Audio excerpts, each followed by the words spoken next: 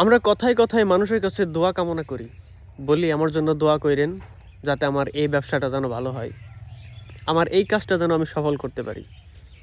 আসলেই সবাই আশা করে যে মানুষের দোয়া নিয়ে বড় হবে, কিন্তু বাস্তবতা হলো এই, আপনি যদি উচ্চ শিখরে উঠে যান, আপনি যদি দোতলা তিনতলা চারতলা পাঁচতলায় উঠে যান, এটা কিন্তু আসলে মানুষ সহ্য করে না, মানুষ এটা চায় না।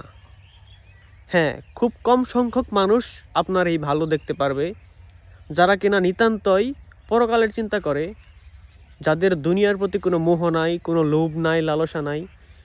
এই ধরনের মানুষগুলাই কেবল আপনার সুখ, আপনার শান্তি, আপনার ভালো থাকা এগুলাকে পছন্দ করবে, বা এগুলো আপনার তারা আপনার প্রতি হিংসা করবে না।